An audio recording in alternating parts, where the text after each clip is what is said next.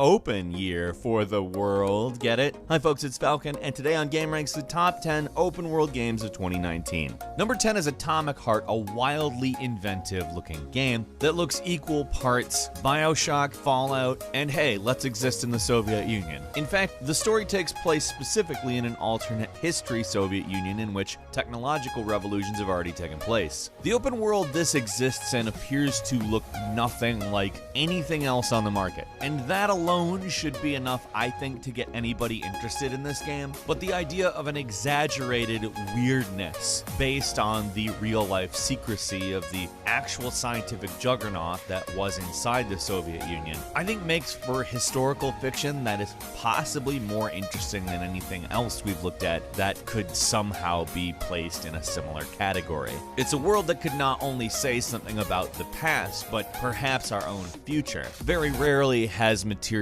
made about the Soviet Union not also said something about the world as it is outside the Soviet Union, but one that is critical of the internal, even in an exaggerated way, I think can and will probably lead to a very interesting narrative that makes for a very engrossing and different world that I cannot wait to wander around in. Atomic Heart is coming to Windows, Xbox One, and PlayStation 4 sometime this year. Number 9 is The Division 2, which Ubisoft has said, quote, "We've made the open world in Division 2 so alive." Now, I'm going to go ahead and say that's definitely marketing, but it's also a claim that when the game comes out, we can say is either true or false, and that's important. Ubisoft went on to say both enemy factions and the civilians will be out targeting different tactical locations, resources, acting on needs and goals. They really want to focus on making the open world feel kind of like a war zone rather than a place where you do objectives. Of course, that means a more unpredictable aspect to the way things work. And they said, running around the city is really interesting because you don't know what's going to happen around the next corner, and your actions helping the civilians in the world you'll see translate into them becoming more capable, but also their homes will become little fortresses.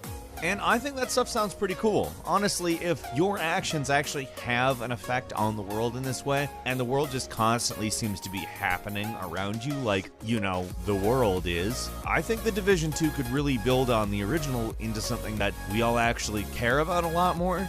And that would be very good. Number 8 is Far Cry New Dawn, the first actual narrative sequel in the Far Cry universe, and a very interesting piece of work because, among other things, it is using a modified map of Hope County. Of course, it will be severely modified as it is post-nuclear apocalypse, which to me is quite an interesting prospect. We haven't really experienced the difference between pre- and post-nuclear apocalypse in the same location in any game. Fallout kinda gave us that a little with Fallout 4's intro, but I think this is along the lines of the Far Cry tradition. Using the same map for Far Cry Primal the way that they did, I think kind of translates to this, except for obviously this is going into the future. There's another thing they're doing in this game, which is expedition missions, which take place in different places in the country, meaning you're not going to be in Hope County the entire game, but it seems like these will probably play out as mini open worlds that you can go to and do other things, which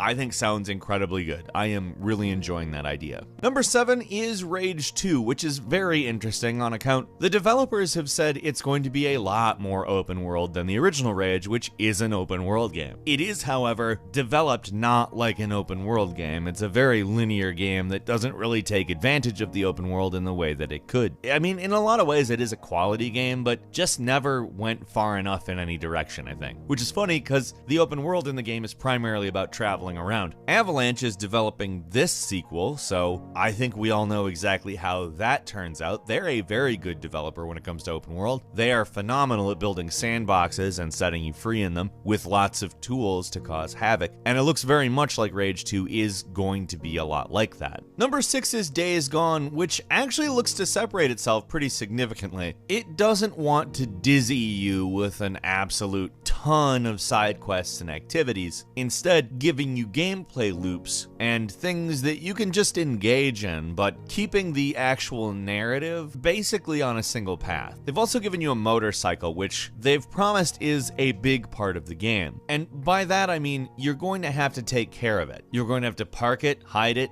save it, and you can't like whistle to have the horse just come towards you. Wherever the bike is, that's where it is. You run out of fuel, you're gonna need to get some fuel and bring it back. It's not messing around. And neither are the hordes. The hordes literally just exist on the game map, and when you see a horde, you will have to deal with them in a lot of different ways. They aren't like scripted encounters, they just are on the open world, meaning you'll be dealing with the open world in a lot of variable ways. And that sounds really cool because these encounters look amazing. And obviously there will be scripted ones, but to have them just kind of possible at any time is going to give a nice feel to the world. Also, no loading screens, so that's good. Number 5 is Anthem, which is boasting a quote-unquote completely seamless open world. Now, they're certainly not the first to do it, but BioWare is going to be loading and unloading stuff just on a constant basis so you can continually travel in any direction and never see a load screen. That's of course a very good thing, but what's cool to hear is they're talking about how this open world will gradually expand over time. Also, you'll see things like these storms they've talked about called Shaper Storms, which are supposedly world altering. So I have a feeling some of the stuff we've seen in, say, the Fortnite seasons that just utterly changes the world itself is something we might also be seeing in Anthem, albeit with a completely different style of gameplay. I think that's very cool. I have pretty high hopes for this, actually. I acknowledge it may be Electronic Arts, but I mean, if it's not, that would be great. Number 4 is Crackdown 3, which is actually coming out, which is astounding. However, the thing that we have to talk about is the open world. One of the big things this game has been touted for is the cloud destruction elements, which exist only in the multiplayer world. The single player world is about saving the city, and they thought, it might not be great to have the entire thing fully destructible. But keeping that in mind, when you're playing in multiplayer, it's a big world that you can destroy all of. And that's it. That's the full reason to buy the game. I'm sure the single player campaign is going to be great.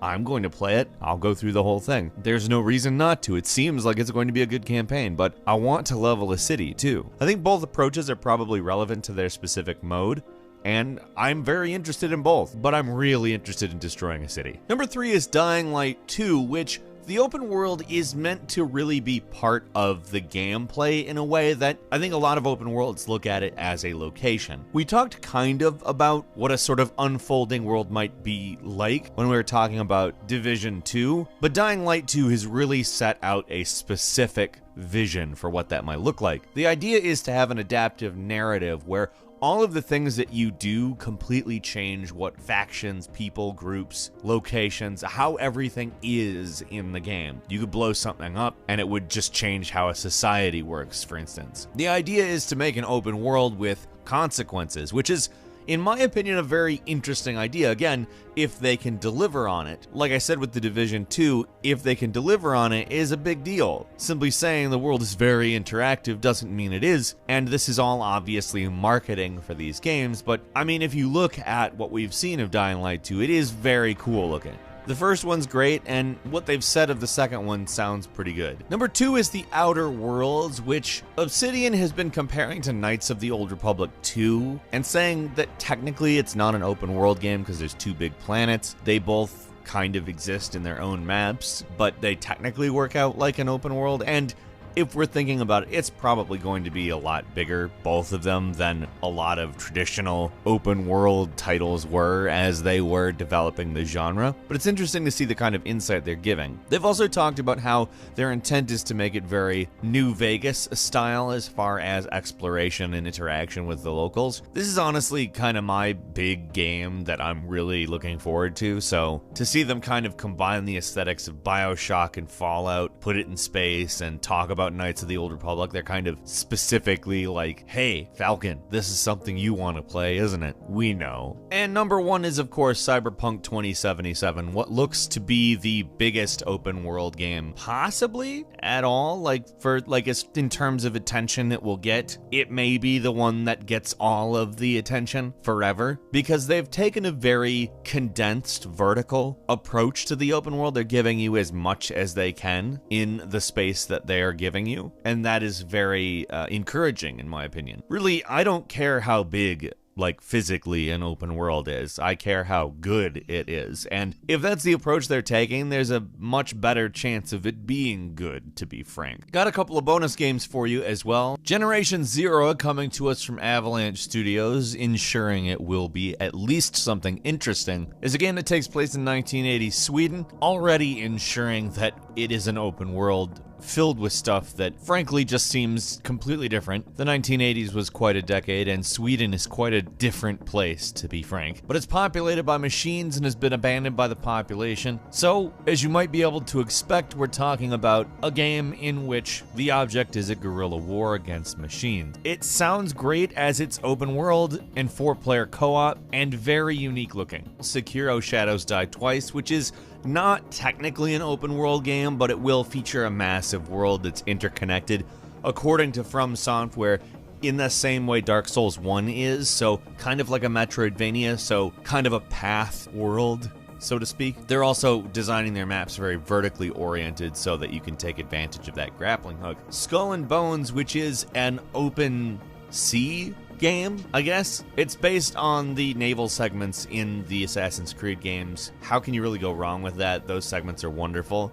Except it takes place in an open world. You can go anywhere, do anything. Judgment, which is a game that takes place in the world of Yakuza. In fact, directly in the same open world, same area. It's a different kind of story, though. You play as an investigator. You're on the other side of the law, so to speak. And finally, Biomutant, which is kind of a mascot platformer, hack-and-slash action RPG. Apparently 6 square miles of area to explore in this game. If it is as detailed as we've seen so far, that's probably going to be a pretty dense world, and I'm very interested in that. And Metro Exodus is not technically a full-blown open world game. It's kind of a semi-open world game, but the scale of this game is massive. It will take place in a number of areas that are open world. However, it will also contain linear areas, and in all honesty, that mirrors real life in some ways if done correctly. Now, that's really the key, and we shall see. But the previous 2 Metro games are phenomenal, and we really don't have any reason to believe it won't be executed well. Metro Exodus is coming February 15th to PlayStation 4, Xbox One, and Microsoft Windows. What open world games are you interested in this year? Leave us a comment, let us know what you think, and if you like this video, please click like. If you're not subscribed, now's a great time to do so. We upload brand new videos every day of the week, and the best way to see them first is, of course, a subscription, so click subscribe,